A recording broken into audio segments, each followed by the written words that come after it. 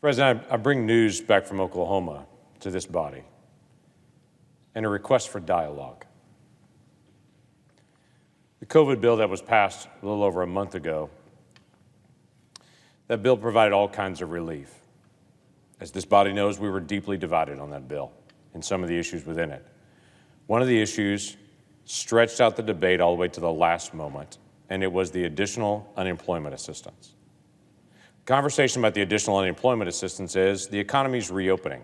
Is this the time to extend additional money above and beyond state unemployment assistance, what we normally do? With unemployment rates going down, should we add more money on top of it? No one really knew what would happen when that occurred, but we had some suspicions. The 2 weeks I spent traveling around the state, the week before Easter and after Easter, town after town after town after town after town, I heard the same thing from employees and employers. Employees would tell me somebody that used to work next to them is now at home because they're making as much money at home on unemployment assistance as they would be working. So the person standing there working at the factory, the person standing there working at the restaurant is ticked off at the person who's at home watching TV making as much money as them. The employer is just as frustrated or more because they've got all kinds of orders coming into their business saying, can you send us more of this? And they could, except they don't have enough labor. An additional $300 a week was added on top of the unemployment assistance and extended out all the way to the first week of September. At the same time, checks were sent out to every individual, and then they were told they would get a $10,000 tax break. The combination of those three things together has caused some folks to do what people do in a free market. They look to see where they're going to work based on where they can make the most money at that moment. That's what a free market is like. That's why employers continue to pay a little more to get good employees. But the problem is, in Oklahoma, where there's a low cost of living, many of our employers are struggling to find work because they're competing against this body. And the employees are ticked because they're at work, working, paying taxes, and the person who used to work next to them and probably will return this October got several months off and is making the same, except for the person working is paying for the person not working, and they're a little ticked off about it. I bring this to you because this is not hypothetical. In Oklahoma, our unemployment rate dropped again to 4.2, but we still have 100,000 people. Our rates continue to rise for people filing first-time claims, but I promise there's not a town you can go to in Oklahoma that doesn't have help wanted signs all over town. I heard it from every single town that I went to, from employers in every single place, that they cannot compete with what the government is just mailing to people for staying at home. The very first day I was out a couple of weeks ago, I was in a town in Tulsa. I was in Tulsa in a business there that does manufacturing.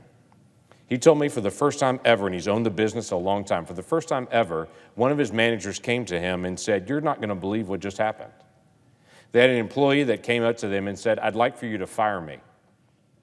And he said, "Well, why in the world would I do that?"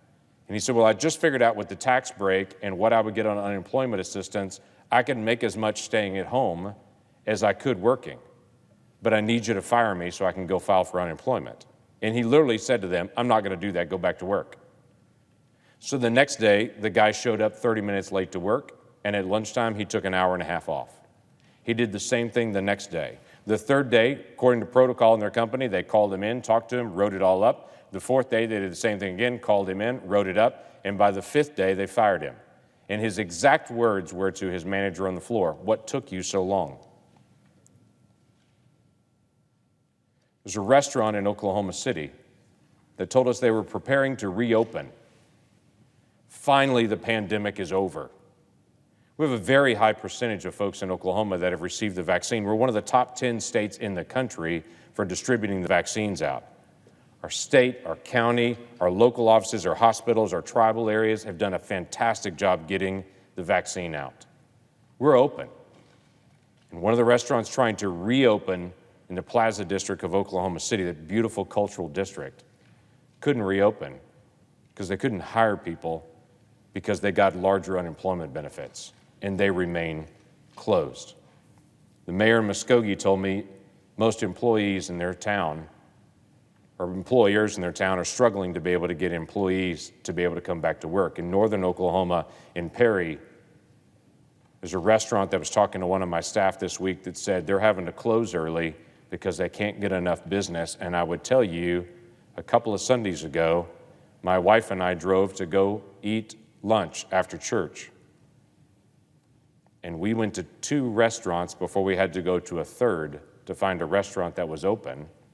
The second restaurant literally had a sign on their door, closed due to labor shortage.